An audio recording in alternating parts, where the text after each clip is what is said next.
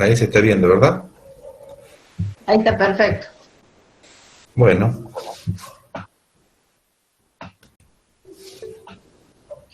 Bueno, esto de la bioseguridad, como decíamos recién, es un término bastante amplio, incluye una serie de aspectos a tener en cuenta, procedimientos, algunas técnicas, elementos que van a participar. Y esto es importante tener en cuenta que la bioseguridad comienza con el pensar qué queremos con ello, hacia dónde vamos. ¿Esto se termina alguna vez? No, porque sabemos que la atención en salud es continuada. Así que no es que me voy yo de la sala de atención donde están mis pacientes y ya se terminó todo, ya hice todo el trabajo. No, la atención continúa hasta que logremos el objetivo que es la recuperación del paciente, evitando siempre que tenga infecciones sobreagregadas. Es fundamental entonces privilegiar el conocimiento de lo que podemos llamar las buenas prácticas. Y eso es lo que tenemos que ir incorporando en nuestra práctica como estudiante y después en nuestra práctica profesional, es las buenas prácticas. No minimizar nada ni tampoco dejarse llevar por el exceso de confianza que nunca me va a pasar nada y no va a pasar nada. Pensar siempre que tenemos que luchar con este enemigo invisible que son los microorganismos. Y si nosotros nos estamos formando con todas estas herramientas, nos van a permitir tener una práctica segura y una buena práctica. Bueno, esto en realidad se habla del principio esencial de la bioseguridad: no me contagio y no contagio. Estas normas nos indican cómo hacer para cometer menos errores y algo tan temido que es, ¿no es cierto?, evitar los accidentes biológicos, que eso es algo que muchas veces en la práctica a los docentes particularmente nos desvela, de evitar de que les pase algo a ustedes mientras están haciendo la práctica. Por lo tanto, le pedimos, tanto en esta materia como en quirúrgica, van a complementar estos conocimientos, y después tienen mucho material para leer en la red, y hay videos también instructivos, tutoriales, donde me explican, ¿no es cierto?, todos estos cuidados. Y también nosotros vamos a tratar de ofrecerle todo cuando se desarrolla el blog práctico a nivel, ¿no es cierto?, hospitalario. Siempre vamos a estar haciendo hincapié en las medidas de bioseguridad. Ustedes se están formando, están aprendiendo y queremos que no les pase nada. Ya hemos tenido años anteriores algunas situaciones que han sido situaciones que nos han angustiado mucho, que se han accidentado, ya sea por un pinchazo o por alguna lesión en piel, y esto, bueno, no, realmente es una situación y hay que aplicar todo un protocolo para, digamos, a continuación, ¿no es cierto?, que ya lo vamos a ver al final de la presentación. Bueno, importante también tener en cuenta acá, cuando hablamos de bioseguridad, lo que se llama personal de salud. Personal de salud, ¿no es cierto?, se va a entender a toda persona que puede ser que trabaja en el medio hospitalario o en el medio sanitario, como quieras llamarle, que va a ir desde el estudiante, que puede ser de diferentes, digamos, carreras, pasando por los enfermeros, médicos, empleados y cualquier otra persona que esté de manera voluntaria, inclusive en el hospital, trabajando, ¿no es cierto?, para contribuir al objetivo de recuperación de un paciente. Bueno, y estas personas seguramente pueden llegar a estar en contacto, ¿no es cierto?, con algún tipo de fluido corporal o principalmente sangre, en cualquiera de los niveles de atención. Cuando nos referimos a cualquiera de los niveles de atención también, nos referimos a que puede ser atención primaria, que puede ser atención, digamos, secundaria a nivel hospitalario, o bien, ¿no es cierto?, inclusive en la rehabilitación también. Bueno, los riesgos laborales están presentes porque nosotros hemos elegido trabajar en una profesión que es la salud. Nosotros estamos conscientes de que vamos a trabajar con determinados riesgos que son propios de la actividad que realizamos, de la naturaleza de la actividad que realizamos. Es como la del albañil, que sabe que va a trabajar, ¿no es cierto?, en la altura, que va a trabajar con material pesado, con grandes presiones, con fuerza, y nosotros en la salud vamos a estar expuestos a una serie, ¿no es cierto?, de riesgos ambientales. Estos riesgos pueden ser químicos, físicos o biológicos. Dentro de los riesgos químicos, ¿no es cierto?, podemos estar expuestos, dependiendo del servicio en el que trabajemos, a gases, vapores, polvo, humos o algún tipo de fibras. A nivel físico, podemos estar sometidos a ruido, frío, calor, presión y radiaciones. Y los riesgos biológicos, que son los que más nos tocan a nosotros, que están compuestos por los microorganismos, llámese virus, bacterias, hongos, parásitos u otros microorganismos, ¿no es cierto?, que pueda ser causante de enfermedad también. Bueno, cuando hablamos del riesgo biológico, es aquel en donde la gente es capaz de producir un daño en un ser vivo, como sabemos, una bacteria, un virus y un hongo. De ahí la importancia de usar todas las medidas, ¿es cierto?, de barrera que ya vamos a ver al momento de atender a un paciente que puede estar infectado. O bien cuando me toca atender varios pacientes, entre un paciente y otro, siempre tengo que tener en cuenta estas medidas. ¿Cómo son las vías de adquisición de los microorganismos en el medio hospitalario? Principalmente, ¿no es cierto?, a través de la boca, ¿no es cierto? Comer, beber o fumar, que es lo que no se debería hacer en el ambiente sanitario. Pipetear con la boca, que ya prácticamente no se usa, eso lo hacen los laboratorios, que ya se usan pipetas manuales, ya no se usa la boca como en la vieja época que se hacía. Transferencia de los microorganismos a través, ¿no es cierto?, de introducirse utensilios o elementos en la boca, como bolígrafos, lápices, por ejemplo, a través de la piel, que puede ser a través de una inoculación accidental con aguja, en el procedimiento que nos toque realizar, o con vidrio o cualquier otro elemento como bisturí inclusive, o corte o rasguño resultante de alguna mala maniobra que se puede hacer. También a través, ¿no es cierto?, de la mucosa ocular, a través, ¿no es cierto?, de salpicadura, transferencia de microorganismos a los ojos mediante las manos, que es muy frecuente y hoy en día se está hablando mucho con respecto al microorganismo que está produciendo esta pandemia. Entonces, muchas veces creemos que el hecho de estar con guante, tocamos superficie y después nos vamos a tocar los ojos también y eso va a producir algún tipo de alteración también. Y bueno, se puede dar a través de los pulmones, ¿no es cierto?, por vía pulmonar, a través de los microorganismos que van a estar, ¿no es cierto?, suspendidos en el ambiente, producto de las micropartículas, microgotitas que se eliminan al toser, al estornudar, al hablar inclusive, y que pueden ser, ¿no es cierto?, adquiridas por el paciente si en este caso, por ejemplo, en particular, hay determinadas enfermedades de tipo respiratorio que hay que hacer un aislamiento respiratorio en el paciente, como por ejemplo tuberculosis, bueno, ahora H1N1 y en este caso en el COVID-19. Entonces hay que tener mucho cuidado con respecto a estos pacientes. Bueno, la bioseguridad también incluye contar con una serie de aspectos que tienen que ver con todo el entorno. Por ejemplo, un edificio seguro. Eso es importante cuando se está gestionando la construcción de un hospital o la refacción. Es importante que se haga, se elabore o se construya de tal manera que sea lo más funcional posible y sea muy práctico en el sentido de mantenimiento, ¿no? Se pueda mantenerlo y que sea fácil de limpiar. Cada día ustedes habrán visto las estructuras como están en los hospitales, de tal manera que sea muy práctico en el sentido de poder mantenerlos y poder limpiarlos. No hay estructuras, digamos, complejas que me impidan hacer estas actividades. Bueno, esto también incluye, ¿no es cierto?, en este edificio seguro, que tengamos piso antideslizante, no se deben encerar los pisos, contar con todos los medios de seguridad, entre ellos, ¿no es cierto?, los extintores o matafuegos que deben estar presentes por situaciones que pueden suceder de manera inesperada. Otro aspecto también que vamos a ver inclusive en la sala es el tema del cableado eléctrico. Tiene que ser lo más seguro y alejado de los pacientes, inclusive del modo externo a la sala donde están internados los pacientes.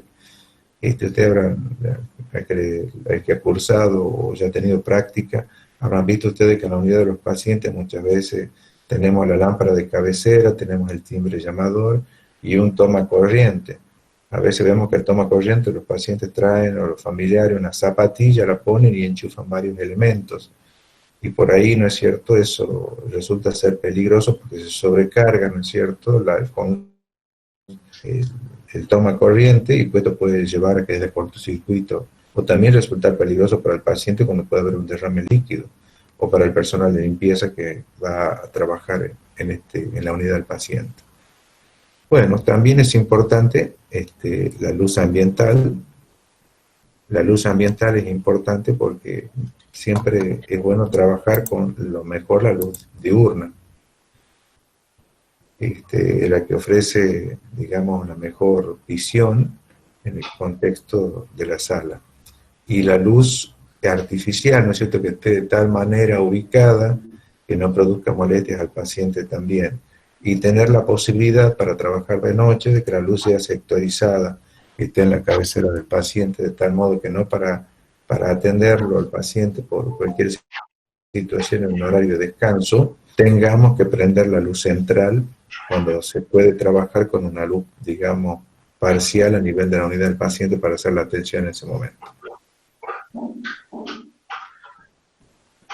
Bueno, también, ¿no es cierto?, cuando hablamos de bioseguridad nos referimos a contar con todos los elementos de trabajo, entre ellos, por ejemplo, y nos toca muy de cerca en la práctica de administración de medicamentos, es contar con descartadores cortopunzantes, según las disposiciones que hay actual, que tienen que ser de pared rígida, que tienen que tener dos tipos de boca, una boca ancha para descartar elementos de mayor tamaño y una boca para descarte de aguja, con su encastre correspondiente para poder eliminar y evitar la manipulación de la misma. Y otro aspecto también importante es el manejo de los residuos, que se llama residuos patológicos o biopatogénicos, para lo cual hay una ley donde reglamenta cómo se debe hacer tanto el manejo de estos residuos a nivel de la sala, a nivel del transporte, a nivel del depósito y después, por supuesto, para la eliminación definitiva a través del método que se use. También tenemos que pensar que la bioseguridad es bidireccional, o sea, va hacia el paciente y del paciente también, por eso yo me protejo y protejo al paciente también. Entonces todas las acciones tienen que estar pensadas en este sentido. Siempre pensar esto, tener en cuenta, ¿no es cierto?, en nuestro trabajo diario este aspecto de la bidireccionalidad. Bueno, todo esto que estamos analizando ahora y lo que ustedes seguramente habrán visto, habrán escuchado y lo que van a seguir viendo hasta que sean profesionales de la enfermería, es importante que este conocimiento que ustedes van adquiriendo lo apliquen y les pueda llegar a concientizarse en el uso de los materiales y la conciencia del riesgo profesional que se llama. Por lo tanto, esto va a llevar a que ustedes tengan, ¿no es cierto?, la obligación y la responsabilidad de usar en forma permanente los elementos de bioseguridad.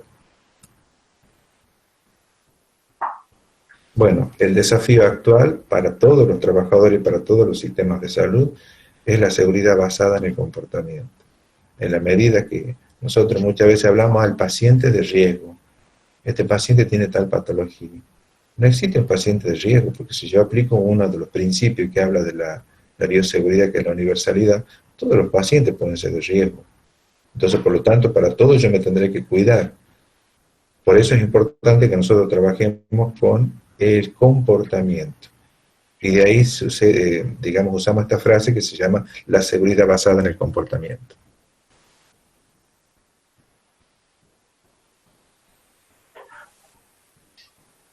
Bueno, aquí vamos a dar un concepto, que es el conjunto de medidas, normas y procedimientos destinados a controlar y minimizar el riesgo biológico en el personal de salud.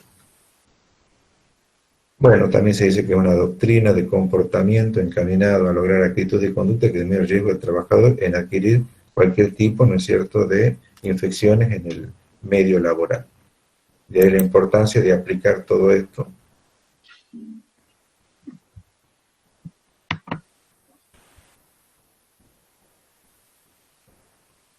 Bueno, esto es lo que decíamos recién, de que hay que pensar siempre de que pacientes de riesgo, sino que hay que pensar que cuando nosotros realizamos los procedimientos, maniobras, esas son las de riesgo.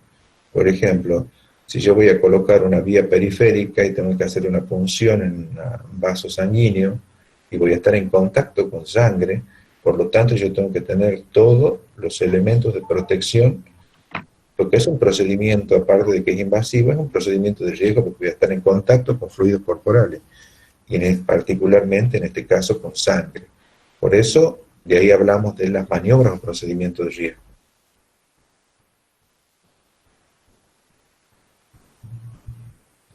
Bien, ustedes ven acá en la figura, desde colocar una vía, ya sea por una canalización que se ve donde en la primera, después van a ver acá la colocación de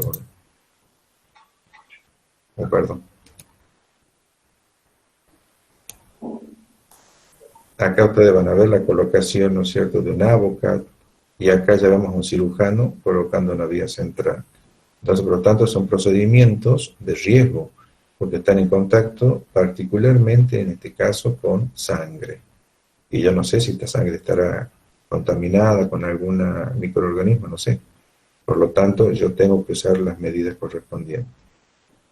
Acá aparece lo que se denominan las precauciones estándares o las precauciones universales.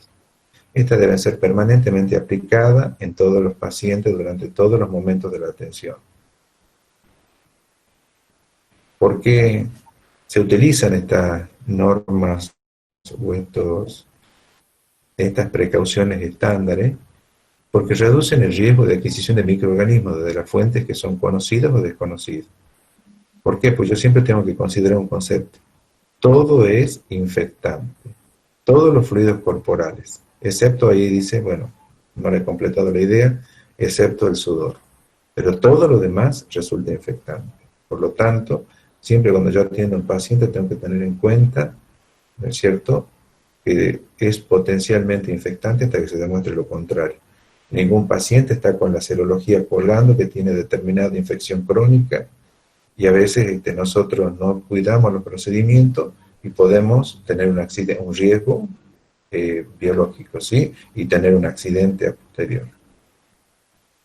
Bueno, estas precauciones estándares van a incluir entre diferentes aspectos la higiene de las manos, el uso de barreras protectoras, algunas prácticas específicas.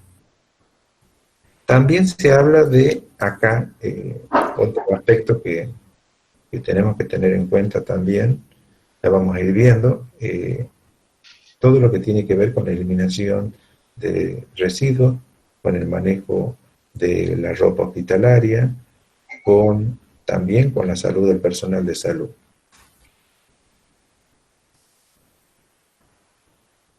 Bueno, uno de los aspectos fundamentales en lo que hacemos siempre hincapié, y creo que es lo más sencillo, y lo que tenemos que tener incorporada en nuestra práctica profesional, y que nadie nos tiene que estar diciendo que nos lavamos las manos, es esta técnica, ¿no es cierto?, el lavado de manos. Es la medida más simple, más económica y eficaz para prevenir la transmisión de las infecciones hospitalarias. Ustedes saben que el lavado de manos, hoy estamos, ¿no es cierto?, creo que todos hemos aprendido en estos 2 meses, casi 3 meses, a concientizarnos sobre el lavado de manos. Lavarnos las manos, ¿no es cierto?, cuando volvemos de la calle, entre una actividad y otra, inclusive dentro del domicilio, y más aún si estoy trabajando en la salud. No obstante, se habla mucho, pensamos que se ha concientizado, se ha hecho diferentes estrategias, desde la Organización Mundial de la Salud, a nivel de los hospitales, y diferentes, digamos, estrategias que ni con eso ha sido suficiente todavía para lograr, ¿no es cierto?, la conciencia del lavado de manos. ¿No es cierto? Tenemos que pensar de nuevo que es una medida muy sencilla y que va a prevenir y que tiene gran impacto a nivel hospitalario, reduciendo así las infecciones hospitalarias en las diferentes salas de atención.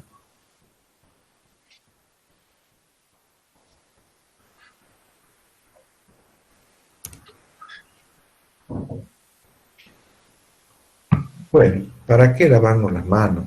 ¿No es cierto? Bueno, tenemos que partir de lo que se denomina, ¿no es cierto?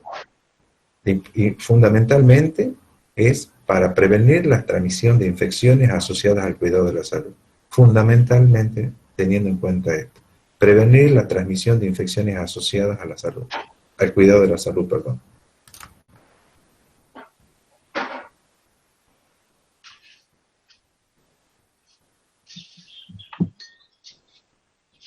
Bueno, los microorganismos ya sabemos que pueden estar presentes en las manos, que pueden viajar desde un paciente a otro, y también a través de los fomites contaminados, que serían los diferentes elementos inanimados que se utilizan y que pueden también contaminar. Bueno, acá tienen una imagen de diferentes microorganismos que podemos tener en las manos y que podemos ser, ¿no es cierto?, el vehículo, ¿no es cierto?, de propagación de diferentes enfermedades, inclusive. Desde candidiasis, eso que es una micosis, microorganismos como Klebsiella, que son bastante complejos, la pseudomonas, los acinetobacter, que son microorganismos bastante complejos en el medio hospitalario y muchas veces son difíciles de erradicar y se tiene que utilizar una artillería importante de antibióticos para poder tratar al paciente. Entonces todo esto se puede tranquilamente, digamos, controlar a través del correcto lavado de manos. Miren los microorganismos que tenemos en la piel, ¿no es cierto?, dentro de la flora transitoria, que ustedes se deben acordar cuando han visto, si lo han visto, ¿no es cierto?, lavado de mano en primer año. Dentro de la flora transitoria, que es la flora que voy adquiriendo yo mediante el contacto con diferentes superficies o con personas, tengo microorganismos como Escherichia coli, Pseudomonas, Serratia, Staphylococcus aureus, Enterococo. Lo puedo tener en toda la superficie de la mano. Y esto se va adquiriendo, ¿no es cierto?, durante las actividades de cuidado con los pacientes y cuidado con el contacto con la superficie. Y después tengo la flora residente, esa que vive en la piel, que vive en la epidermis, está incrustada en esta, y tenemos con microorganismos como el Staphylococcus coagulasa negativo, los difteroides, y estos van a estar presentes, ¿no es cierto?, en las glándulas sudoríparas y debajo de la epidermis.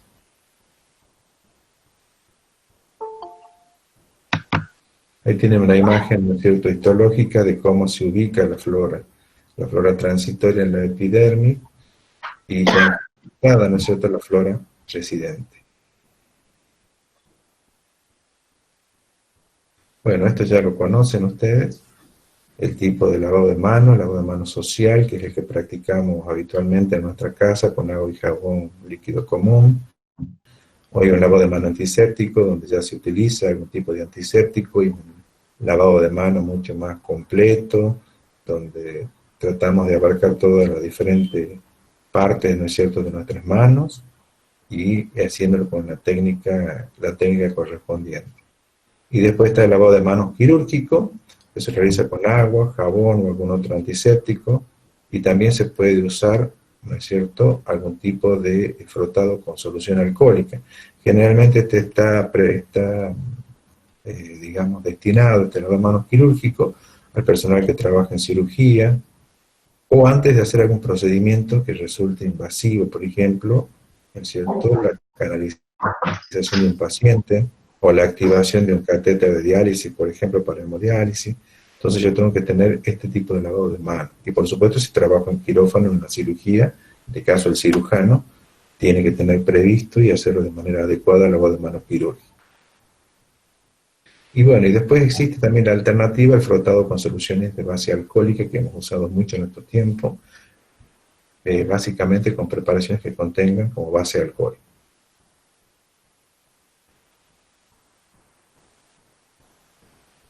Bueno, es importante también tener en cuenta que cuando tengo alguna lesión de tipo dermatológica en la mano, ¿no es cierto?, más aún me debo proteger, porque a través de estas lesiones o cortes o irritación que pueda tener, allí se pueden alejar los microorganismos, ¿no es cierto?, y yo puedo ser la fuente de propagación.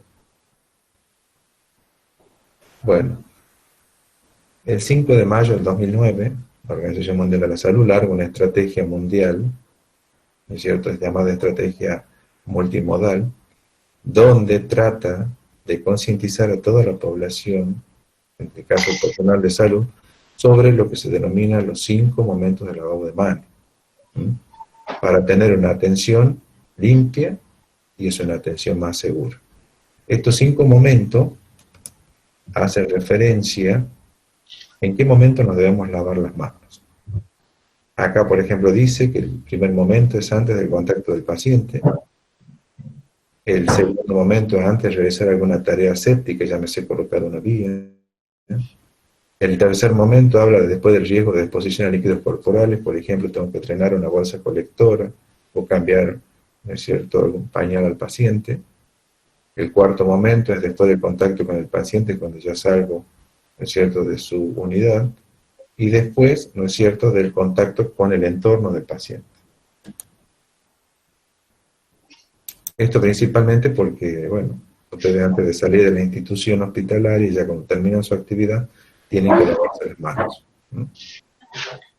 Bueno, acá tienen una figura que está explicada después en la cartilla, cómo se deben lavar las manos, ¿no es cierto? Habla de 10 pasos que deben tenerse en cuenta al momento de lavarse las manos, ¿sí?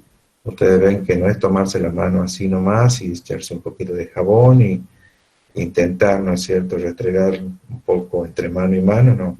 Tiene que seguir un procedimiento que tiene que ver, ¿no es cierto?, con el lavado interdigital, lavarse una mano, lavarse la otra, lavarse las uñas, lavarse, ¿no es cierto?, inclusive algunas partes de la mano, como los dedos, después terminar, ¿no es cierto?, con la mano completa y recién proceder al enjuague de la mano. Esto seguramente ya lo vamos a practicar de nuevo cuando estemos en la práctica, ¿sí? Esto lo tenemos que tener en cuenta, no olvidarnos esto, y de esa manera va a ser mucho más efectiva el lavado de manos. Bueno, ustedes pueden ver acá en esta diapositiva cómo es la situación, eso invisible que no vemos. Inclusive han circulado muchos videos en la red de personas iluminadas, cómo iban contaminando a los diferentes pacientes que atendían. Ustedes ven que la situación esta que se muestra en la placa 1, dice que los gérmenes están presentes en la piel y en superficie del entorno del paciente. Por supuesto, me está mostrando esto un paciente aparentemente crítico en una unidad de cuidados intensivos, parece. Acá vemos que el personal de salud viene a atender a este paciente y ya hay una transferencia del paciente, de gérmenes desde el paciente a las manos, ¿no es cierto?, del trabajador de la salud.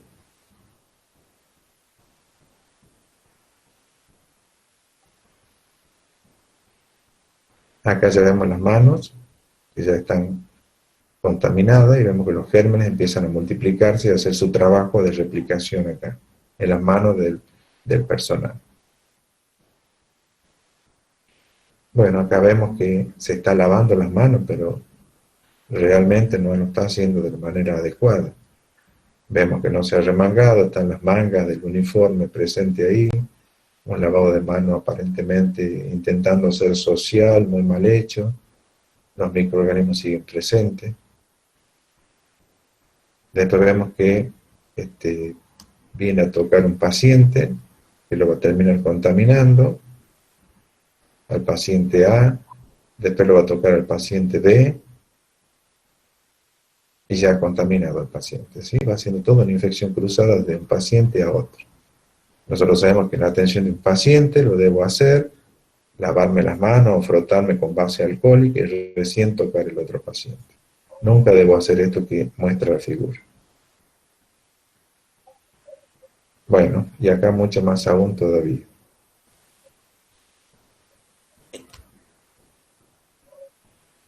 Bueno, hablábamos hace un rato que el frotado de manos con soluciones de base alcohólica también es un recurso que tenemos a veces cuando, digamos, tenemos muchos pacientes para atender, y en el periodo y en el intervalo entre un paciente y otro podemos usar estas soluciones de base alcohólica. Requieren menos tiempo, son más efectivos que el lavado estándar con agua y jamón, pero no lo, sustituye. Es más accesible que las piletas, reduce los conteos bacterianos de las manos y mejora las condiciones de la piel. Si es entre los agregados que tiene esta solución está, por ejemplo, la glicerina, que me va a ayudar a protegerlo. Pero vuelvo a decir, no sustituye al lavado de mano. Es una alternativa que yo tengo, pero no lo sustituye. Bueno, Hablábamos hace un rato también, de ciertas prácticas específicas, el descartador de material cortopunzante tiene que tener algunas especificaciones, tiene que ser paredes rígidas generalmente, de color rojo, pueden tener algunos también de color amarillo o de color negro. Preferentemente lo que se recomienda es que sean de color rojo y que tengan la indicación o el logo de bioseguridad. Bueno, tiene que tener las aperturas, ¿no es cierto?, para poder descartar agujas con su respectiva, digamos, agarre. Tiene que tener boca ancha para descartar, por ejemplo, cuando usamos jeringas prellenadas, que no se las puede. Ya sabemos que las agujas no hay que intentar cortarlas en este tipo de jeringas que ya vienen prellenadas, por ejemplo, jeringas de vacunas, jeringas de anticoagulantes, que ya vienen prellenadas con la aguja inclusive ya incrustada, colocada. No se debe intentar retirarla ni quebrarla, sino que se debe descartar el conjunto completo.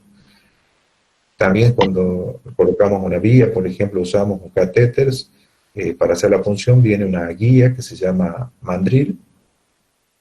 Ese mandril es una aguja metálica que sirve de guía para colocar el catéter. Cuando se toma la vía, ¿no es cierto?, se ingresa dentro del vaso sanguíneo, se saca esta guía y este mandril se lo descarta completamente por la boca ancha. Y si se usara, por ejemplo, tipo de agujas butterfly, que son como maripositas para colocar vías, también se la debe descartar a través de esta boca ancha, digamos, ¿no? Vuelvo a decir, acá es importante también tener en cuenta que nunca se debe reencapuchar una aguja. ¿Qué significa? Que una vez que yo la he usado con el paciente, ya sea para hacer una medicación de tipo intramuscular o intravenosa, no se debe intentar colocar la tapa, nunca, porque esto va a aumentar el riesgo de que yo me pueda, ¿no es cierto?, una exposición biológica. Por lo tanto, yo voy a tener en cuenta que nunca debo hacer eso. Muchas veces, ahí van a ver ustedes que algunos autores hablan de la técnica de una sola mano. Por ahí, si me tocara hacer una medicación que está diluida, le tengo que pasar solamente al paciente una cierta cantidad y la voy a usar en otro horario, lo recomendable es, por supuesto, descartar todo, pero si no tuviera más medicación, por ejemplo, tuviera que administrar morfina diluida, entonces puedo usar la técnica de una sola mano, de tal modo de poder tomarlo, ¿no es cierto?, a el respectivo capuchón de la aguja, pero si esto no puedo hacerlo, directamente descarto. Es una maniobra que por ahí sí la tenemos que conocer bien, y si no se la practica adecuadamente también significa riesgo, ¿no?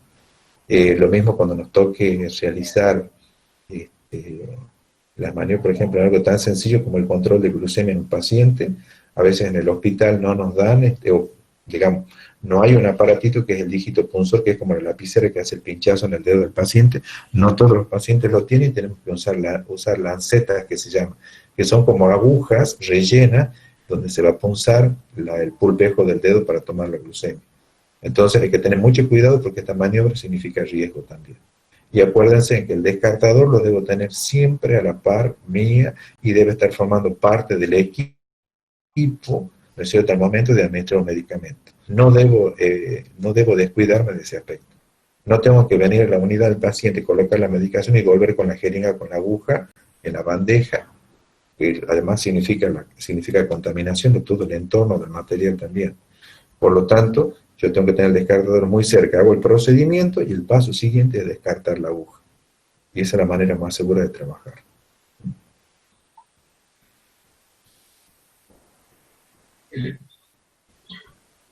Bueno, la prevención de estas lesiones, digamos, a través de la descarte del material, es importante que sigamos las técnicas como se indica, ¿no es cierto? Ubicar el descartador lo más cerca posible del lugar donde se va a realizar el procedimiento y trabajar pensando y prestando atención.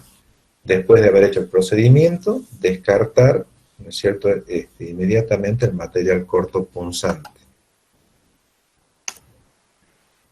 Y eso es lo que decíamos también recién, no reencapuchar, doblar o romper las agujas. Nunca, por favor, eso. ¿Mm?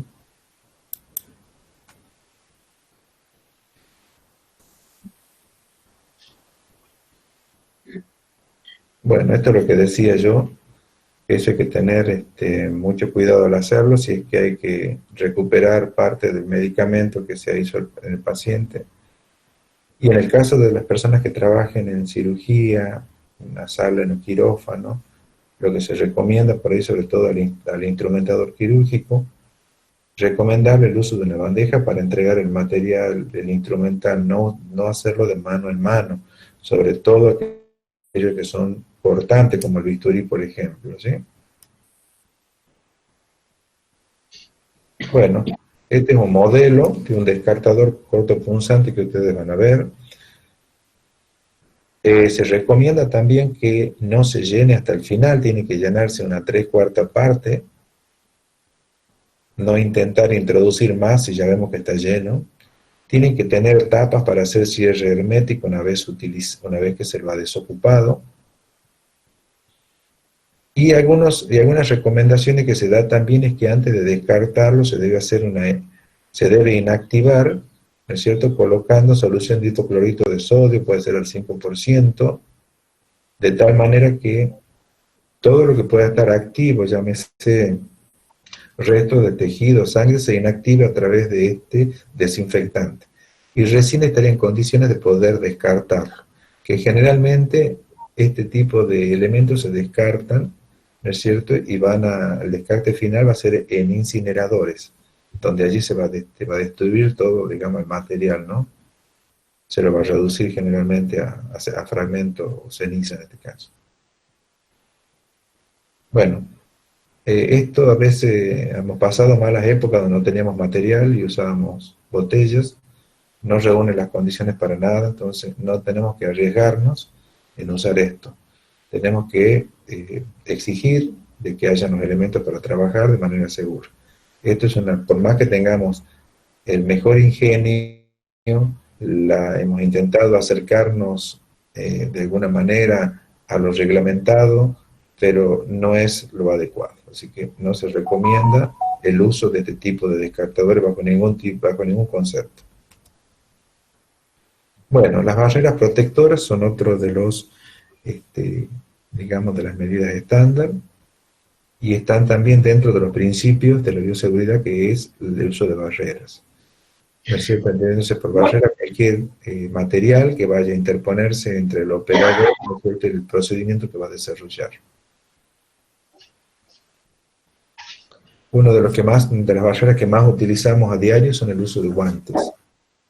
Los guantes que podemos usar pueden ser los guantes comunes de examinación, de látex o de nitrilo, según el material que nos compren, es cierto, sobre todo para hacer procedimientos que tengan que ver con sangre o fluidos corporales. Y de gran valor al momento de producirse alguna exposición al riesgo, porque reducen, ¿no es cierto? Si son agujas huecas, en el 50% me puede reducir el riesgo. Y si son agujas macizas, o sea que no son huecas, en el 90%. Miren la importancia de tener guantes al momento de hacer un procedimiento. ¿Se pueden usar doble par de guantes? Bueno, hoy vemos que el material que mandan, los guantes que mandan, se están usando, no son el 100% a veces, digamos, seguros, ¿no? A veces algunos vienen rotos, pinchados, y si nosotros vamos a hacer, por ejemplo, una higiene en la zona perineal, por ejemplo, la recomendación, en este caso si usamos manopla, hacerlo con doble par de guantes. ¿Y dónde vamos a usar doble par de guante? En particular el guante quirúrgico, que es el guante estéril, que hay todo un procedimiento para colocarse, es en el caso de cirugías ortopédicas donde incluyan trabajos con huesos, ¿sí? Por ejemplo, porque, bueno, son de riesgo y pueden muchas veces lesionar o cortar o hacer algún tipo de rotura. Entonces, yo ya estoy protegido con el segundo guante siempre.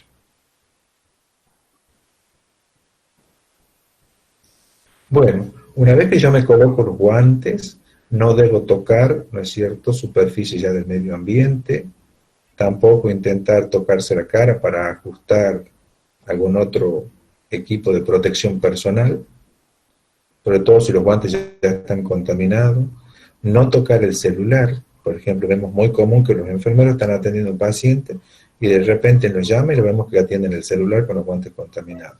Y después el celular lo siguen sacando, lo usan cuando toman el desayuno, bueno, y cualquier otra circunstancia más. Tener mucho cuidado porque en este momento también este elemento tecnológico también es una fuente de propagación.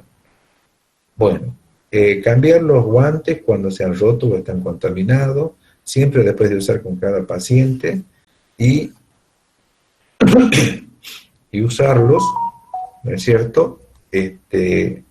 O sea, el hecho de colocarme guantes no me, digamos, salva de lavarme las manos. O sea que siempre me tengo que lavar las manos a posterior del uso de los guantes. O sea que lo tengo que tener en cuenta esto.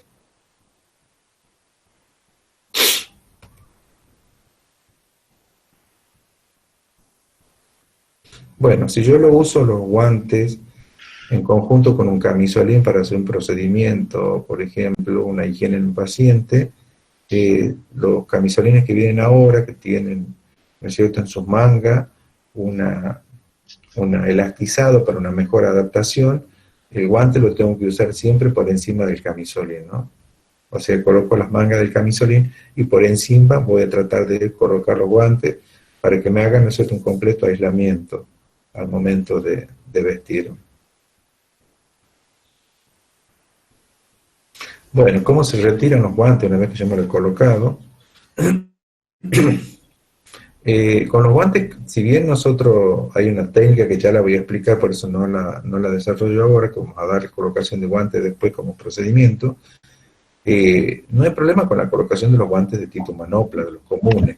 Sí hay un procedimiento que seguir en la colocación de los guantes estériles, los guantes quirúrgicos, de tal modo que yo no los contamine, porque si la idea es que yo me coloque guante para mantener las medidas de asepsia, por lo tanto, tengo que seguir un procedimiento para evitar la contaminación de los guantes, que ya lo veremos al momento de ver el procedimiento de colocación de guantes. Bueno, acá ven ustedes que la remoción o la retirada de guantes se hace desde, ¿no es cierto?, la parte, digamos, más proximal hacia el cuerpo nuestro, se toma desde el borde de la parte externa, cerca de la muñeca, sujetando con la mano enguantada, ¿no es cierto?, puesta, y vamos desmontando sobre la mano y enrollándolo hacia afuera.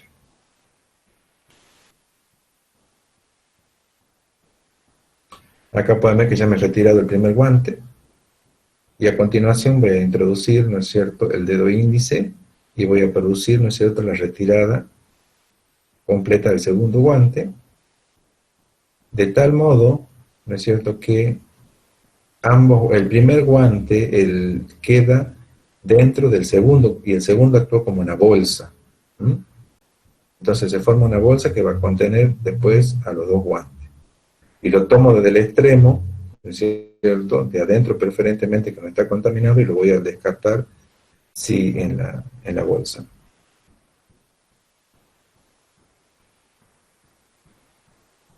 Otro elemento, digamos, de barrera muy utilizado es el uso del barbijo, el barbijo quirúrgico. Debe cubrir totalmente la nariz y boca para prevenir, ¿no es cierto?, de que puedan ingresar determinados fluidos a través de micropartículas. Después ustedes saben que en la parte superior, a nivel del tabique nasal, hay una pieza que es, ¿no es cierto?, flexible, y se la tiene que ajustar a esa altura, que es el puente nasal. Después, si viene con tiras, tienen dos tiras, ¿no es cierto?, dos superiores y dos inferiores, que se van a ajustar, ¿no es cierto?, en las tiras superiores a lo alto de la cabeza, estirar el mentón hacia abajo y atar, ¿no es cierto?, la segunda tira a la altura de la nuca. Si tuviera elásticos, son mucho más prácticos, se iba a colocar cada elástico por detrás del pabellón auricular de cada una de las orejas.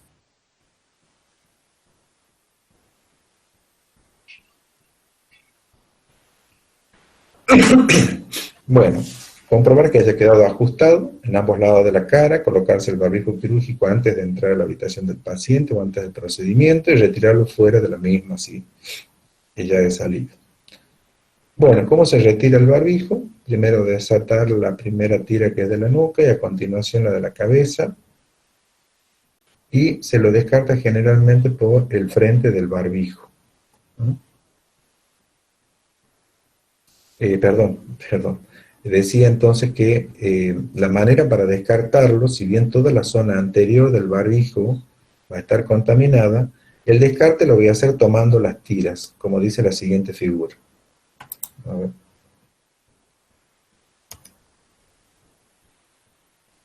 Así, de esta forma. Si tuviera yo los elásticos va a ser, digamos, la parte del barbijo que va a estar con menos contaminación. Entonces, si tiene tira, lo tomo de esta forma. Después que terminamos de hacer el descarte, proceder al lavado de manos correspondiente. Bueno, ustedes habrán escuchado hablar también estos días del famoso respirador N95. Bueno, este es un barbijo que es de alta eficacia. Se lo usa mucho para proteger de la inhalación de aerosoles infecciosos. ¿A qué se denominan aerosoles? Aerosoles son todos los procedimientos que implican, ¿no es cierto?, salpicadura y micropartículas al momento de hacerlo. Por ejemplo, administrar oxígeno a un procedimiento de aspirar secreciones puede generar aerosoles. Entonces tengo que tener en cuenta este tipo de barbijo para usar en este caso particular. Acá cita, ¿no es cierto?, al Mycobacterium tuberculosis, en el caso de los pacientes que están con diagnóstico de tuberculosis. O ahora, por ejemplo, el personal de salud que está trabajando muy de cerca de los pacientes que están con COVID-19. El personal con afecciones cardíacas y respiratorias debe someterse a una evaluación médica antes de usarlo.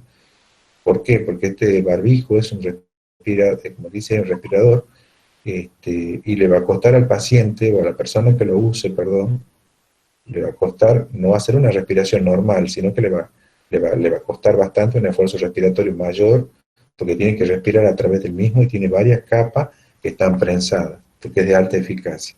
Entonces, una persona que tenga una afección respiratoria, si yo tengo un EPOC u otra situación que le impida respirar normalmente, esto le va a afectar mucho más aún todavía. O un paciente que tenga, qué sé yo, una patología cardíaca y que pueda tener disnea de esfuerzo, si se coloca este barbijo también le puede afectar mucho más aún la disnea, ¿no?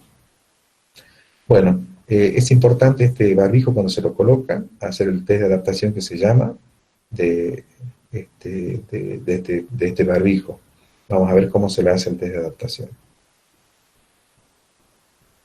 Bueno, ustedes ven acá, tiene 2 tiras también, las 2 son elásticas, cubre totalmente y bloquea las fauces, toma nariz, cubre totalmente boca, se entiende que no tiene que entrar nada por los costados, tiene que ser bastante hermético. Arriba ustedes pueden ver, ¿no es cierto? Esto es el puente nasal, que es de material de aluminio, generalmente para adaptarlo al tabique nasal, y lo tenemos que colocar de esta forma.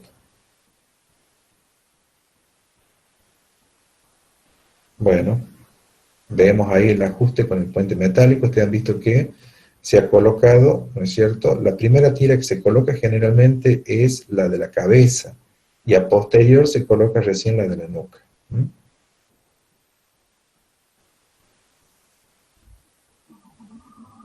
Vemos ahí entonces que se colocan las elásticas, las bandas elásticas.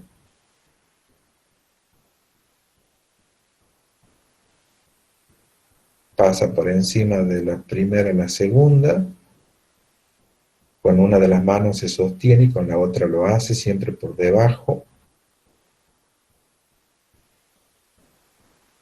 Y esto es lo que les decía yo recién, la prueba de ajuste. ¿Cómo sabemos que está bien colocado y está funcionando bien? Bueno, una vez que lo hemos colocado, ya se han colocado ambas tiras por detrás de la cabeza, ¿qué es lo que se va a hacer? Se colocan las manos sobre el barbijo, cubriéndolo totalmente, como indica la figura. Una de las primeras maneras que se tiene que hacer es que debe inhalar el paciente, o sea, inspirar. Por lo tanto, cuando él inspira, si está con un sello hermético bien colocado, tiene que tender a colapsarse al momento de inspirar. Y al momento de exhalar o de expirar, el barbijo tiene como que inflarse levemente. Si llegara a tener pérdida de aire por los costados, significa que no está funcionando bien el barbijo.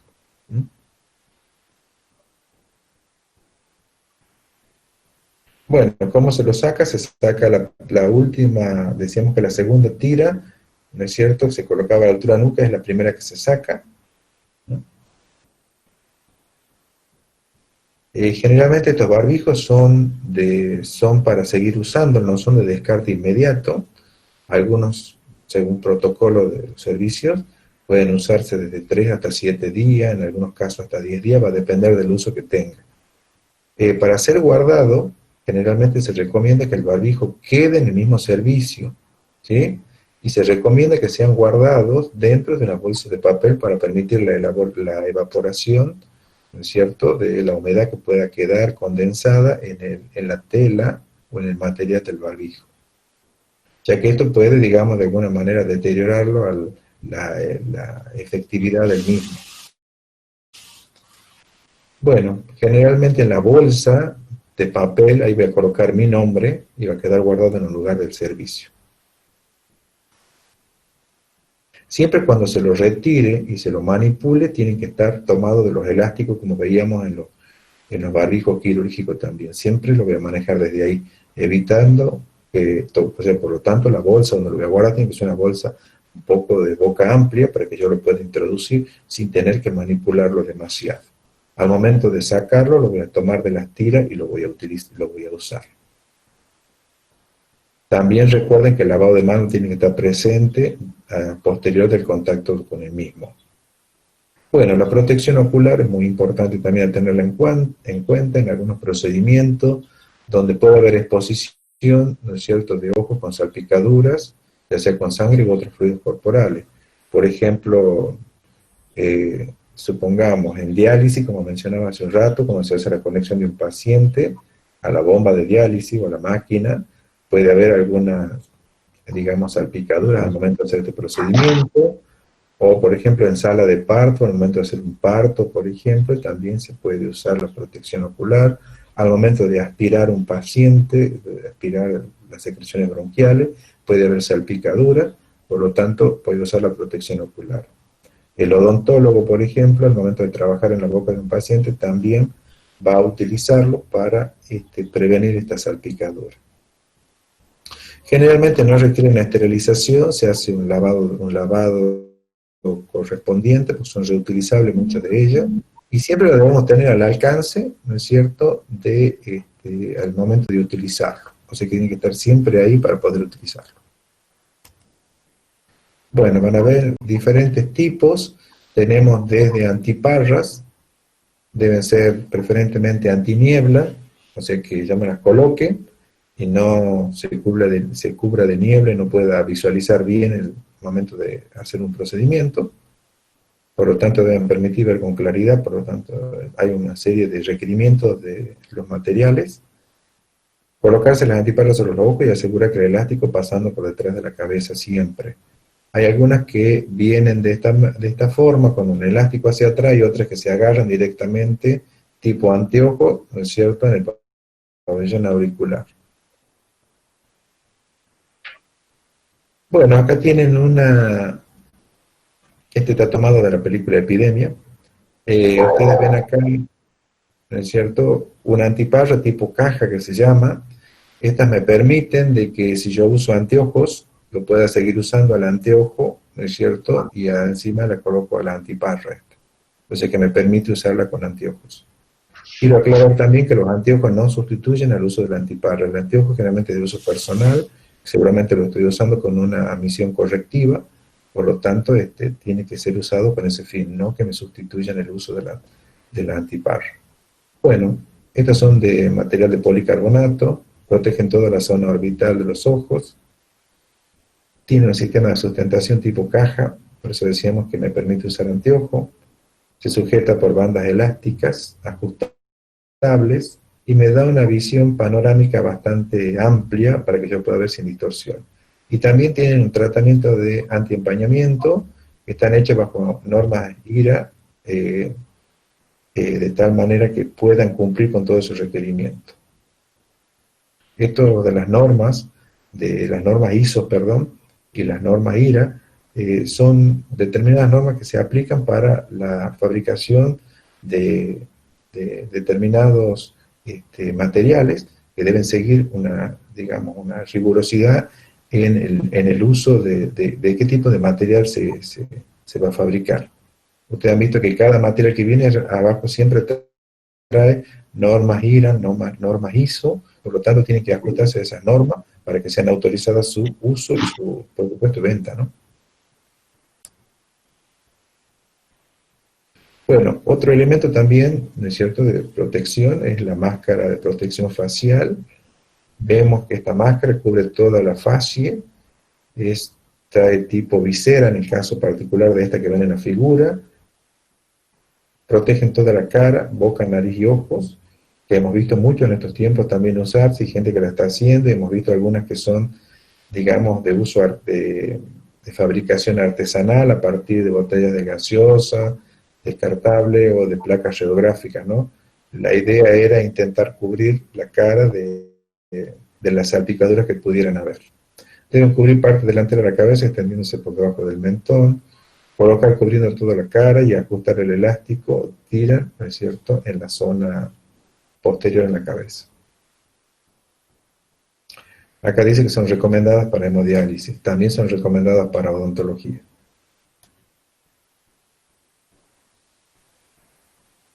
Bueno, ¿cómo se retira? Es muy fácil colocársela y al momento de retirarla, la tengo que retirar siempre con las manos libres de guante, ¿no? Sé que ya vamos a ver cuando veamos la secuencia de colocación y la secuencia de retirada del material. Al momento de retirar tengo que hacer con manos sin guantes, ¿no? Generalmente hay una cubeta que se colocan una vez retiradas las antiparras o las máscaras faciales para que se vuelvan a decontaminarla y se las pueda reutilizar nuevamente, porque son bastante caras y la normativa, digamos, avala la reutilización de la misma, ¿no? Bueno, retiramos, ven que una tiene forma de visera, se coloca por un tipo anteojo, y la otra, bueno, la otra también la tipo caja. Bueno, otro elemento también muy usado es el camisolín. Tratemos de usar el camisolín, el tipo y tamaño adecuado. Hoy se habla mucho del... Tenemos el camisolín común descartable y después tenemos el camisolín que se denomina hidrorrepelente. Ese es el que me cubre, ¿no es cierto?, de alguna manera de salpicaduras o de derrames, ¿no?, que puedan surgir en el momento de algún procedimiento. Bueno, si el camisolín es demasiado pequeño, usar dos camisolín. El primero se ubica desde adelante hacia atrás y el otro desde la espalda hacia adelante, de tal manera de poder estar cubierto y aislado totalmente. Lo ideal, vuelvo a decir, es usar el tipo y tamaño adecuado.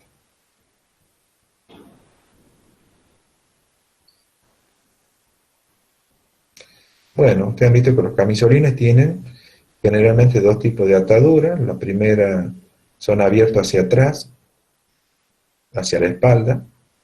Primero me debo asegurar las dos tiras del cuello y a posterior las de la cintura. También pueden ver ustedes que aparte de estos camisolines que son descartables, porque no se reutilizan, una vez que lo utilizan se descartan, están los que son los reutilizables, que acá no los menciono, que son los de tela. Ustedes han visto que en quirófano generalmente se lo hacen de tela verde. Estos son, se los esteriliza por método de vapor, se los pueden reutilizar de nuevo, y son muy usados en el ámbito del quirófano, por ejemplo.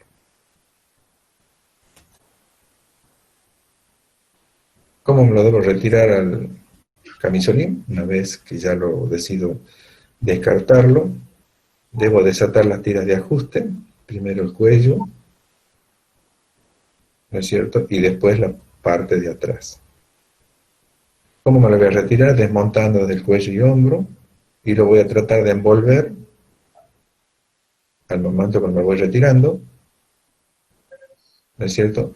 Tiene que quedar toda la parte externa, la parte contaminada hacia adentro, y la parte que está en contacto con el operador va a quedar hacia afuera. Acá pueden ver la figura ustedes, ¿no es cierto? Toda la parte que está en contacto con el operador es la que queda afuera, y la parte externa contaminada es la que queda envuelta hacia adentro. Se debe enrollar sobre sí mismo y descartar.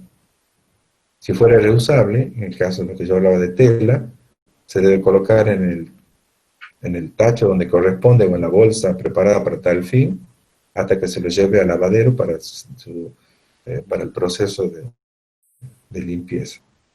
Bueno, y nos lavamos las manos a continuación.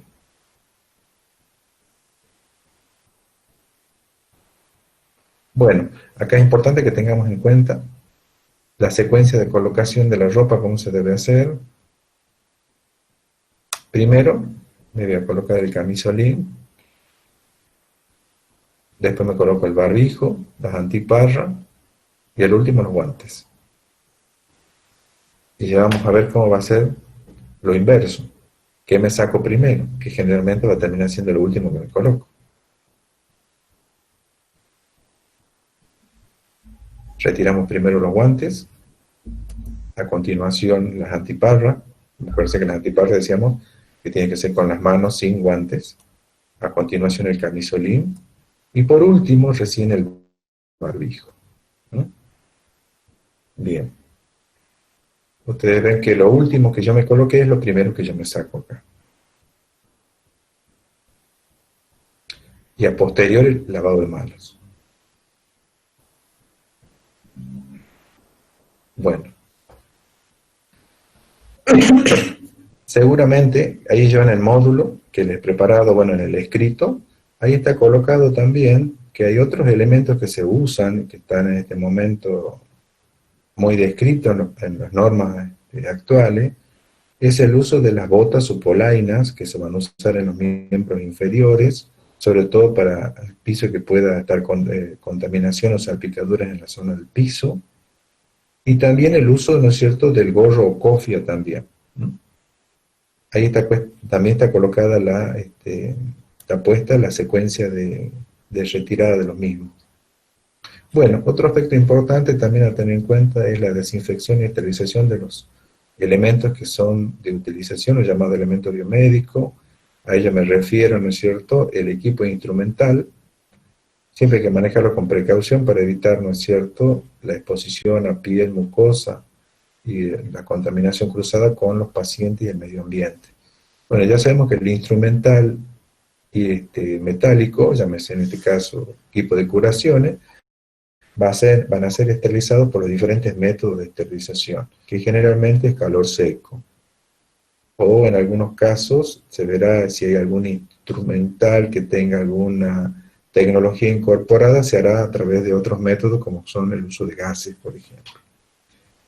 Bien, y en el caso de de los elementos que usamos nosotros, por ejemplo, se recomienda que el tensiómetro, el brazal del tensiómetro que es de tela, sea periódicamente descontaminado, o sea que tengamos siempre un repuesto de tela para cambiarlo las veces que sea necesario. Al iniciar la jornada de trabajo también se recomienda descontaminar, ¿no es cierto?, todos los productos, todos los elementos como estetoscopio, los relojes, los esfigmomanómetros, los termómetros, de tal modo que estén bien descontaminados y usar, si es un termómetro entre paciente y paciente, se va a recomendar también su desinfección. Lo ideal sería que sea un termómetro para cada paciente para que no haya posible, digamos, contaminación, ¿no? Pero bueno, eso es algo que en los hospitales a veces es imposible. Hay diferentes productos que vienen, que ya vamos a ver algunos, preparados para tal fin.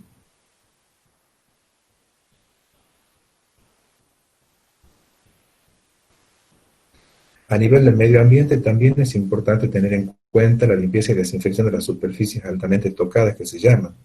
Si bien el personal de servicios generales lo va a realizar, ahí está descrito en el módulo que le voy a subir esta tarde, tiene que tener también la persona que realiza esta tarea, tiene que tener también un equipo de protección personal, ¿no?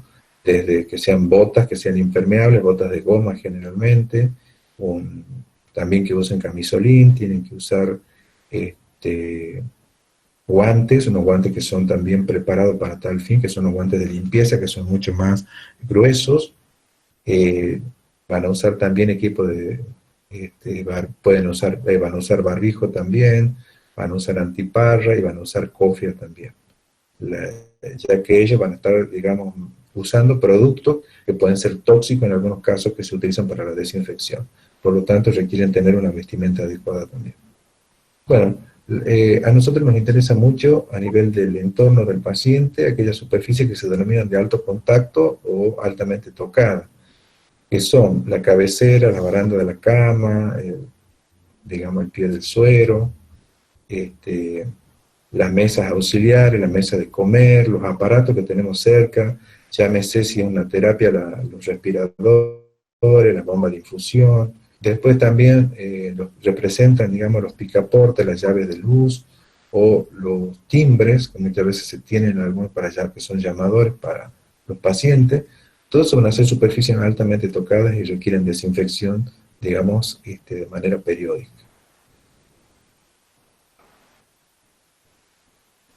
Bueno, acá pueden ver en esta figura, ¿no es cierto? Está un aparato, que es altamente, digamos, de alto contacto, se está haciendo una desinfección.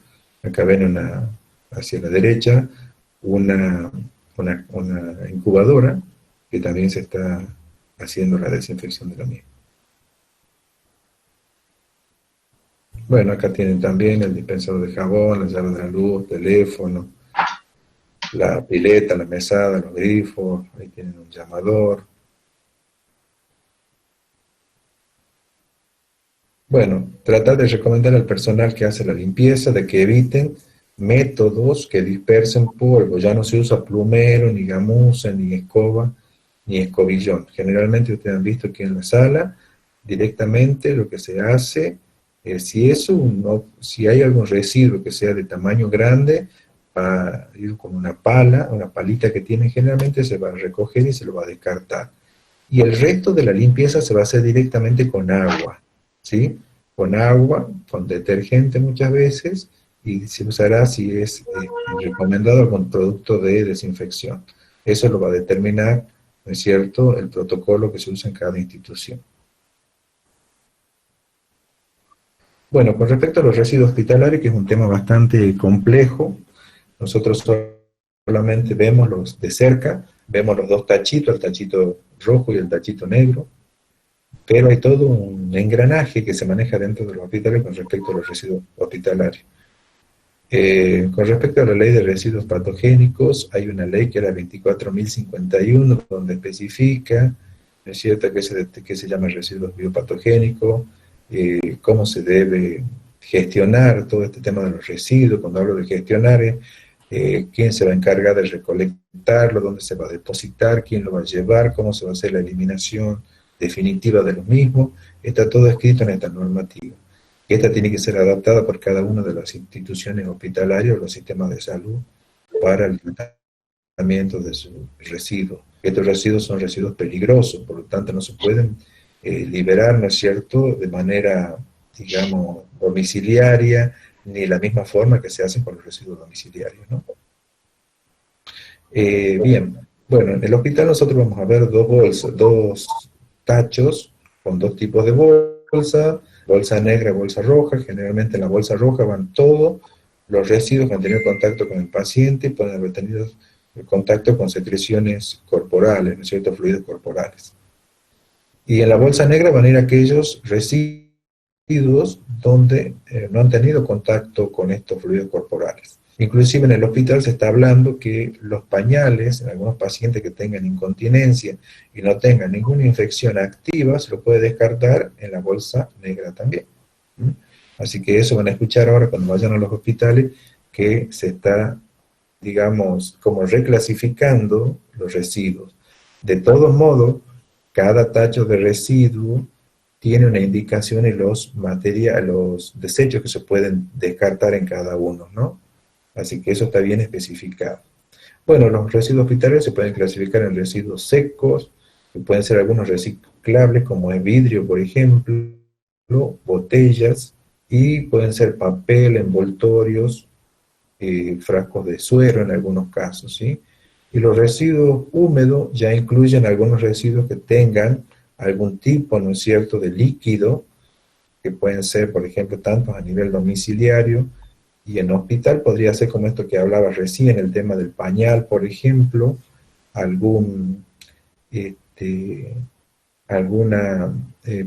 digamos, papel que se haya usado para algún derrame, llámese de, qué sé yo, de comida, etcétera, entonces vamos a descartar ahí. Y después están aquellos de gran importancia que son los residuos patogénicos, ¿sí? Que no son lo mismo muchas veces los residuos entre un servicio y otro, puede haber diferencia. Tenemos los residuos que están en la sala, que sabemos cuáles son. Generalmente van a tener que ver con apósito, algunas gasas que utilice con el paciente, cuando se retira una vía periférica, ¿no es cierto? Todo el sistema se va a descartar acá. O alguna, ¿no es cierto? Supongamos que el paciente estaba con abundantes secreciones y está usando toallas descartables, le vamos a tirar también, si está con un proceso respiratorio activo, ¿se entiende, no? Vamos a descartar ahí.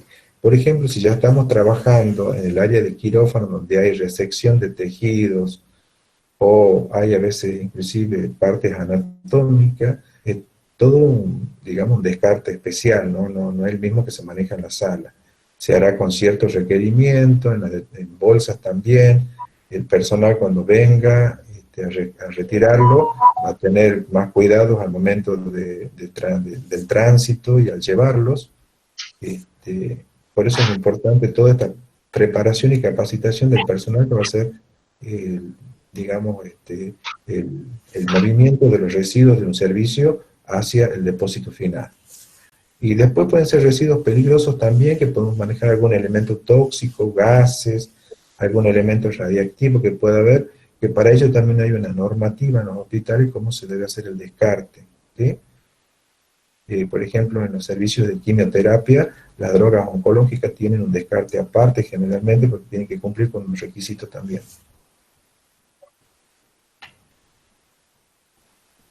Bueno, para terminar con los residuos, generalmente cuando se hace, ¿no es cierto?, la recolección de residuos, han visto que anda una persona toda equipada, preparada para hacer también el manejo de estos residuos, generalmente tienen mamelucos, tienen antiparra, tienen guantes que son especiales para manejar residuos, que son guantes bastante resistentes, tienen botas con barbijos, y andan con un dispositivo que es un tacho, donde allí van a llevar todas las bolsas de residuos.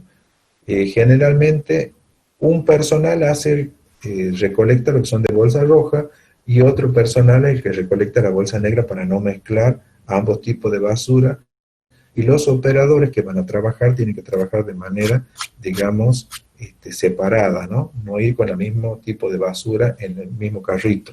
Entonces, el de bolsa negra pasa con su carrito y recolecta todo lo de bolsa negra. El de bolsa roja también. Generalmente, si se trata de servicios que son de varios pisos, tiene que usar generalmente un ascensor que no sea el ascensor de traslado de paciente ni de comida. Tiene que ser el ascensor donde sube y baja la ropa, por ejemplo, o en algunos casos creo que le llaman, en algunos hospitales, montacarga. Entonces por ahí se tiene que manejar. No se tiene que usar el ascensor que se usa para subir la comida, algún material que se utilice para pacientes.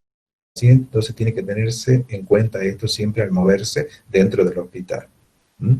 Generalmente tiene que hacerlo preferentemente antes que se haga la limpieza, por las dudas surja algún tipo de derrame o gota que puedan haber, ¿no?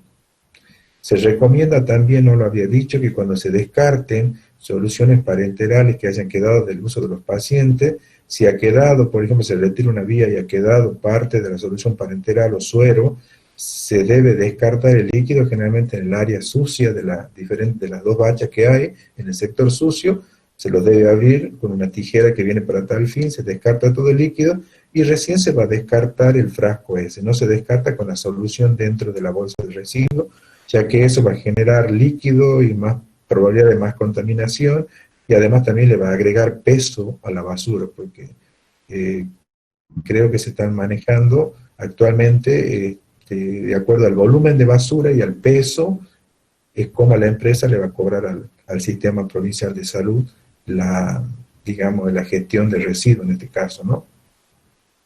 Bueno, una vez que esta persona se tiene que manejar con los residuos por pasillos que son totalmente ajenos a la circulación libre del hospital, y los residuos se van a colocar y se van a almacenar transitoriamente en lugares alejados de las zonas de circulación.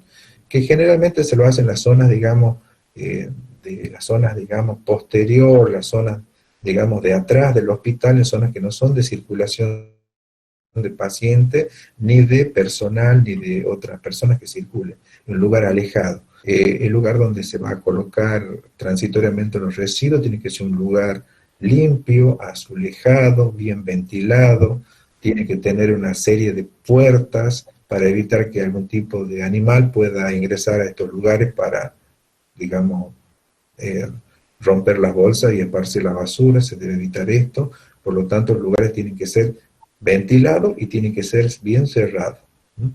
Hasta generalmente, dependiendo cómo se tiene previsto la gestión de residuos, en algunos lugares se hace día por medio, en algunos lugares se hace todos los días, la retirada de los residuos, ¿no? Vienen dos camiones también, un camión en que retira lo patológico, ¿no es cierto?, donde ingresarían todas las bolsas rojas y los desechos que puedan surgir en quirófano con material biológico, y otro camión viene y retira los residuos de bolsa roja o que son comunes, digamos. Una cosa importante también, al descartar vidrios, cuando surgen de las ampollas o de los viales o de frasco ampolla que usamos a administrar medicamentos, se recomienda también usar descartadores de paredes rígidas. En el hospital a veces, como no hay, usamos cajas de cartón. Esto de alguna manera también es de manera preventiva para el personal que lo tiene que recolectar. Muchas veces si lo tiramos en la bolsa común puede romperse y eso ya va a romper también la bolsa y eso va a significar un riesgo para la persona que tiene que recolectar esos residuos.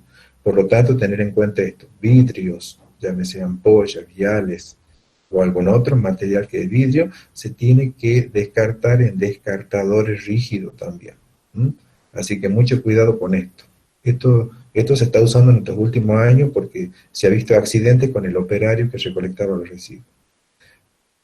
Bueno, bien, eso está bien explicado en el módulo también, está mucho más ampliado. Bueno, con respecto al manejo de la ropa hospitalaria, muchas veces se sigue trabajando mal con respecto a la ropa en nuestros hospitales. Generalmente la ropa se coloca en cestos de residuos, en cestos para tal fin, se coloca en cestos que son tachos donde se va a colocar la ropa sucia. La ropa que está muy manchada, ya sea con sangre, con algún tipo de fluido corporal, se recomienda por ahí colocarlo en una bolsa porque está con mucha humedad. Y la ropa seca que se haya cambiado, porque se decidió cambiar la ropa de cama de un sector de internación, tiene que estar alejada en lo posible de esta ropa que está muy manchada, muy mojada, que va a recibir seguramente un tratamiento especial en el momento de de ingresar al lavadero. Lo que no se debe hacer, y todavía se sigue haciendo, es el conteo de toda la ropa sucia. Lo ideal sería que la ropa se descarte, más o menos se tenga en cuenta. Y hablo de esto porque esto le toca muy de cerca a enfermería, y enfermería tiene la responsabilidad de estar controlando todo el tema de ropa. Entonces, porque bueno, de eso va a depender también de que yo tenga ropa o no en mi sala para cambiarle a mis pacientes. Si no hago una gestión adecuada de la ropa, del manejo de la ropa, me voy a tener la dificultad después de que no voy a tener ropa para cambiarle a mis pacientes. Y ese es el problema en el hospital. Muchas veces ustedes van a escuchar la queja de los jefes de la sala o de los enfermeros: no tenemos ropa. Tenemos que estar esperando que el lavadero a las 12 nos mande un par de sábanas para cambiarle a determinados pacientes. O si hay un ingreso, pues tenemos sentado al paciente hasta que llega la ropa. Y bueno, digamos que estas cuestiones no se han resuelto todavía en algunos hospitales. En otros está mejor la gestión del manejo de la ropa. Lo ideal sería que no se ponga a contar uno, tenga que tirar la ropa, movilizar toda la ropa sucia, porque ello va a generar también, ¿no es cierto?, la movilización de partículas en el medio ambiente. Por más que yo esté con el barbijo, todo eso va a quedar, y además el olor que genera muchas veces si hay ropa húmeda, ¿no? Así que lo ideal es no hacer esa actividad. Descarte la ropa, depositarla en este cesto donde va a venir la gente de ropería y también la va a trasladar.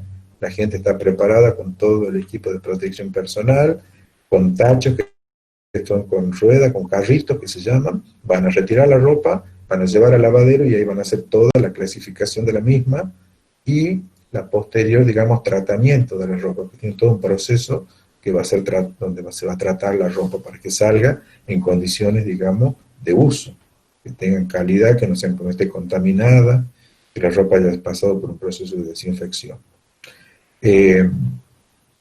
Bueno, una vez que se retira de la sala, llega al lavadero. Ya sabe que en el lavadero se trabaja con maquinaria que son lavadoras. Se hace generalmente una tarea que se llama de prelavado primero. Una cosa que no dije también, la ropa que esté contaminada y esté en bolsas tiene que ir rotulada. Hay determinados pacientes que tengan algunas patologías, como por ejemplo hepatitis C o hepatitis D, que tengan pacientes de derrame de sangre, tiene que estar rotulado, por ejemplo. De tal manera que esa ropa va a ingresar a un lugar donde allí se va a producir la inactivación de todos estos microorganismos a través de algún proceso, uso del desinfectante, o se lo va a someter al proceso, digamos, de ebullición, de lavado con calor de esta ropa, el tratamiento en particular.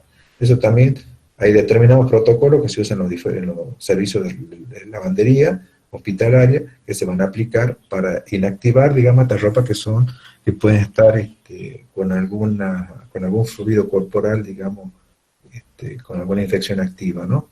Eso ya está determinado cómo se va a hacer. Es toda una historia, digamos, esto que nosotros entregamos la ropa y la recibimos limpia, y todo un proceso sigue todo esto, ¿no? Y después, bueno, se hace todo el lavado con los productos que ya están regulados, productos de lavandería, llámese jabón, enjuagues, etcétera.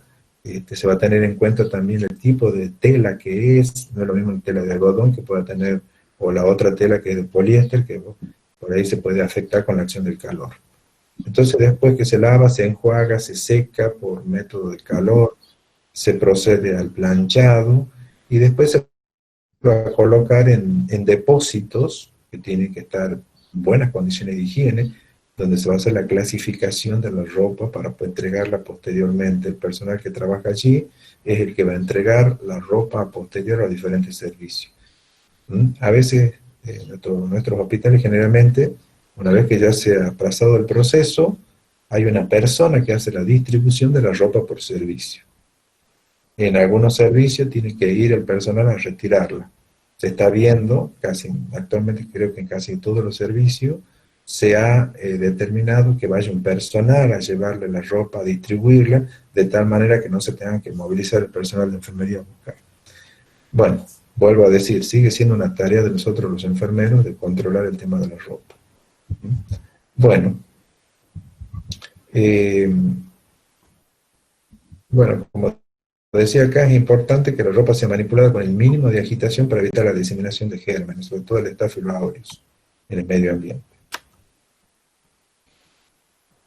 Otro aspecto también es la salud del personal, que tiene que ver con la bioseguridad.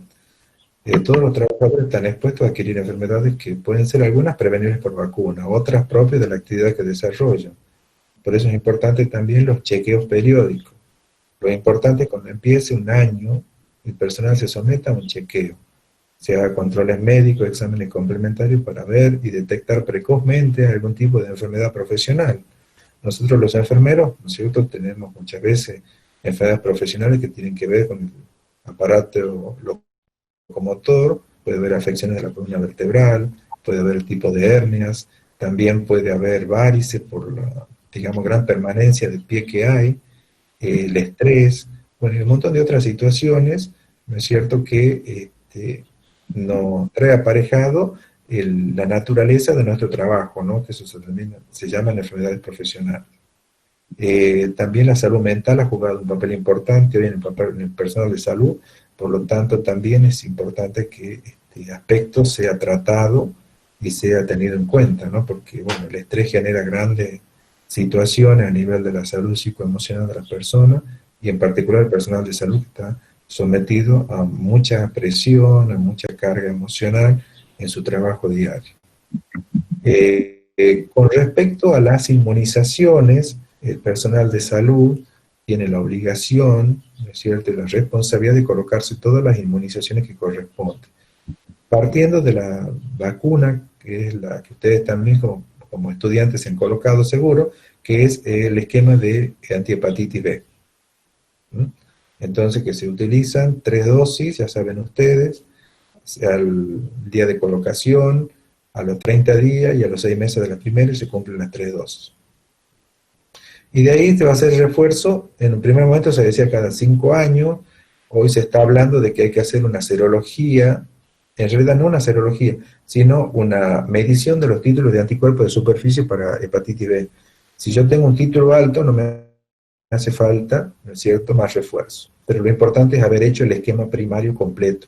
Si ustedes no lo han completado, lo tienen que reiniciar de nuevo y completarlo de manera adecuada, ¿sí?, para tener inmunización por, digamos, por el hepatitis B. Después también la influenza, o sea, la antigripal, de manera estacional, se tiene que colocar todos los años, preferentemente en el mes de marzo, para estar inmunizados para todo el periodo de otoño-invierno, y esa va acompañada del H1N1, para los que no se han colocado. Después también se sugiere la colocación como única dosis, y el que no la tuvieron cuando han tenido el ingreso escolar, la de la triple viral, sarampión, rubiola y papera, también se debe colocar. Y después, por supuesto, la doble adulto, que ahora creo que se está usando la triple A celular como única dosis.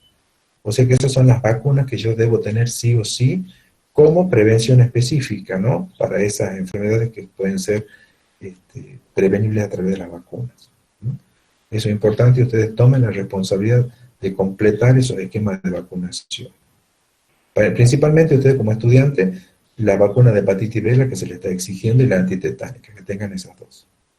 Y después la antigripal, por supuesto, cuando ustedes saben que la antigripal se manda para grupos de riesgo generalmente, personal de salud. Si bien ustedes en la definición que hemos visto al principio dice que el estudiante también se considera un profesional de la salud, sí, si ustedes ya empiezan a ir al hospital en esta época del año, lo ideal sería hacerse la vacuna antigripal también. Y después completar las otras, ¿sí? Bien.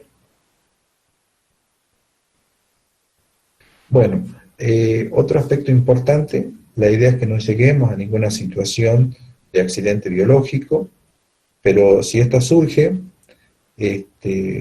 bueno, tenemos que estar preparados. Lo que hay que hacer inmediatamente, una vez que se ha producido la punción, es estimular el sangrado de la herida, tal manera de evacuar lo que pueda haber sido inoculado, lavar con abundante agua y jabón y curar con un antiséptico disponible, cubrir con una gasa estéril la zona de la punción. Ante salpicaduras de la mucosa, lavar con abundante solución fisiológica o agua destilada estéril generalmente. Si hay salpicaduras sobre la piel no intacta, donde puede haber una lesión o una raspadura, lavar con abundante agua y realizar la cura antiséptica. Ante salpicaduras con sangre u otros fluidos, ¿no es cierto?, en piel intacta, hay que lavar con abundante agua y jabón.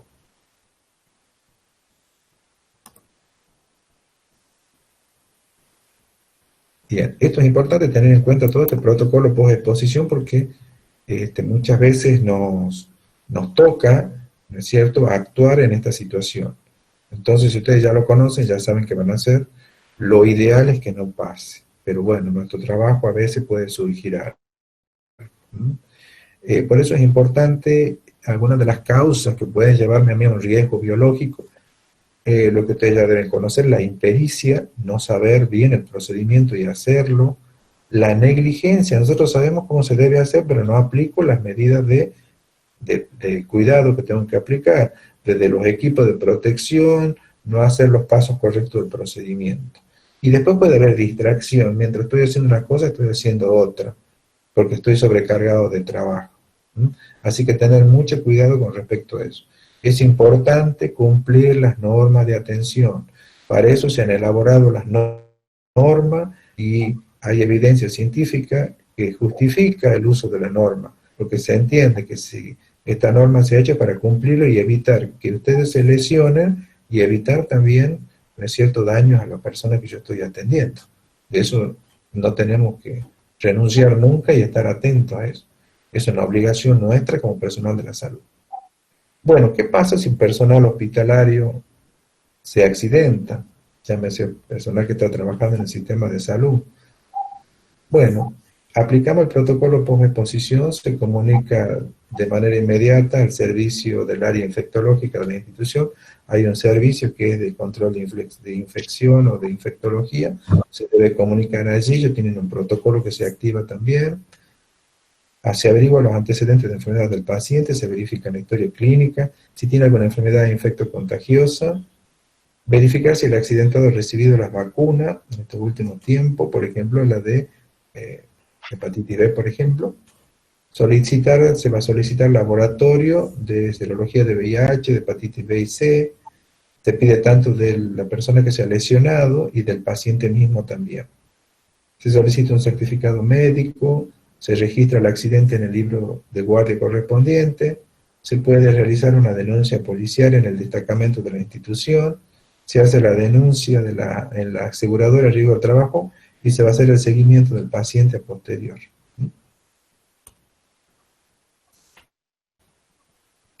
¿Qué pasa si, Dios quiera que nunca nos pase, se accidenta un alumno de la escuela de enfermería?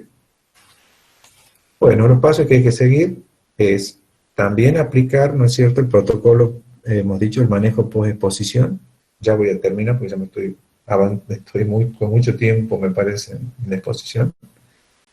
En caso de en caso de accidente biológico de alumno en horario matutino, significa la mañana, si sucede el accidente, deberá presentarse en la dirección administrativa de la escuela de enfermería y ella nos va a dar los pasos a seguir. En caso de que el accidente ocurra en horario, digamos, matutino, o sea, mejor dicho, a la tarde en horario vespertino, el docente va a ser el encargado de llenar el formulario que hay, ¿no es cierto?, para tal fin, que nos dan a nosotros el formulario para tenerlo. Se va a hacer el llenado del formulario y se va a enviar al alumno y se lo va a acompañar muchas veces al consultorio del Dr. Musa en la calle Bolívar 877, que ahí donde el servicio que por seguro escolar les cubre a ustedes. De allí se activa todo el protocolo de atención para, digamos, a la persona con riesgo, con accidente biológico. ¿Y después qué se hace? Al día siguiente, que se ha hecho todo el protocolo, ¿en qué consiste? A ustedes le van a tomar muestras de sangre, se van a analizar, después van a darle un kit, que generalmente viene un personal de laboratorio, o generalmente el docente, a mí me ha tocado hacerlo yo, un kit donde yo tengo que tomarle muestra de sangre al paciente, y después llenar unos formularios de acuerdo a la historia clínica, y leerle un consentimiento informado al paciente, o sea, leerle y decirle, mire, tengo que extraerle sangre porque ha sucedido un accidente biológico, le pedimos usted permiso para extraer sangre, para controlar, porque el alumno, una persona, se ha lesionado cuando lo estaba atendiendo a usted. Entonces, generalmente nunca tenemos problemas para esto. Los pacientes acceden sin ningún problema. Pero bueno, hay que leer este consentimiento informado y lo tiene que firmar el paciente. Bueno, después se analiza esto. Mientras tanto, si vemos que hay un antecedente de alguna enfermedad del paciente, llámese VIH, llámese hepatitis B, se va a activar un protocolo en caso de HIV, van a tomar una medicación que se llama los antirretrovirales, y en el caso de la hepatitis B se va a hacer seguramente la gamma globulina, que viene específica para hepatitis B, y de ahí se irán haciendo los testeos correspondientes, después se esperan los resultados. Cuando ya se tienen los resultados, bueno, ahí se determina qué se sigue haciendo dependiendo del caso de en qué se haya diagnosticado, ¿no? Bueno, vuelvo a decir, el tema es bastante largo. Yo en el módulo he tratado de cubrirle, para ampliar lectura, lo más, trato de ser lo más abarcativo ahí posible, de tal modo que ustedes no se queden con muchas dudas. De todas maneras, mientras estén con nosotros en la práctica, se va a ir, siempre vamos a estar a la par de ustedes, viendo que se cumplan los procedimientos y viendo de que cualquier duda que vaya surgiendo y explicando, de tal modo que ustedes no se queden con dudas, ¿sí? Esto es una cosa que ustedes tienen una herramienta valiosa que les va a servir mucho a ustedes en su desempeño como estudiante y después en el desempeño profesional. Nunca tienen que dejar de lado estas herramientas que brinda la bioseguridad, porque esa es la atención segura. Y una atención segura es la que me da mucha paz y mucha tranquilidad, tanto para mí como personal de salud, como a mi paciente que estoy atendiendo. Así que, bueno, no sé si alguien quiere hacer preguntas, voy a ver acá en el chat si hay preguntas ya. Algunas de las preguntas contesté, licenciado.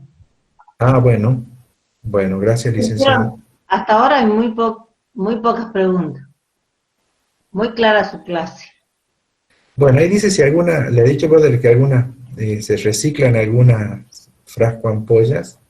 No, ¿Me porque el preguntan, frasco en no? pobre directamente se tira en la bolsa roja, previo paso, Claro, digamos, descartado en la caja de sí, cartón o sí, en el sí, sí, descartador específico. sí.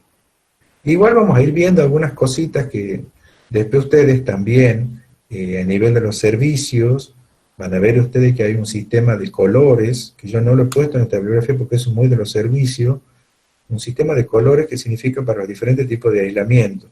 Por ejemplo, en el hospital se pone en la cabecera del paciente la tarjeta verde cuando hay aislamiento respiratorio. Cuando nosotros ya vemos la tarjeta verde, ya significa que ese paciente sí o sí lo tenemos que abordar con barbijo. Y el paciente tiene que estar con el barbijo. ¿Mm? Después tenemos la tarjeta de color rojo, que significa aislamiento de contacto. Ese paciente no se lo puede tocar mucho, es el último paciente que tocamos. Hay que separar las cosas para él, equipo de signos vitales, le vamos a colocar camisolín, todo lo que signifique para guantes para trabajar con ese paciente. Y generalmente cuando atendemos varios pacientes se va a hacer el último de la atención, se lo deja para el último generalmente. ¿Mm? Para que yo me vista para ese paciente o haga todas las prestaciones que tengo que hacer y ahí cumplo con mi trabajo con ese paciente. No es tampoco el paciente segregado que no lo atiendo porque tiene aislamiento de contacto, porque está con un germen multiresistente. No, así que debo atenderlo, pero siguiendo este protocolo, ¿no es cierto? Siguiendo estos lineamientos. ¿Mm? ¿Alguna preguntita más? Licenciado, usted que ha estado en la gestión, ¿se están haciendo los chequeos al personal de salud? Sí, por Mm, ejemplo, donde yo he estado trabajando últimamente, había, supongamos, la vacuna obligatoria para todos los, o sea, el personal del vacunatorio se ocupaba de asegurarse de que el 100% de las personas tengan las vacunas que corresponden. Y luego bien. en el hospital se habilitó un consultorio de prevención de factores de riesgo Ujú. donde los empleados tenían la obligación de asistir y se le hacía controles una vez al año o de acuerdo a la situación particular de la persona. Ah, muy bien. Bueno, perfecto. Bueno, después, por ejemplo, la educación con respecto a las medidas de prevención es permanente. O sea, ahí existe Ujú. un servicio de control de infecciones donde las enfermeras cumplen un rol preponderante. Ellas Ujú. hacen permanentemente educación o corrección, digamos, previa observación de errores, digamos, en el manejo de los pacientes. Ujú. Bien. Sí, ahí nosotros lo hemos mencionado también porque es bastante extenso todo, que ya lo van a ir viendo ustedes a medida que vayan los diferentes, digamos, niveles de formación que vayan adquiriendo ustedes por las diferentes materias que vayan pasando.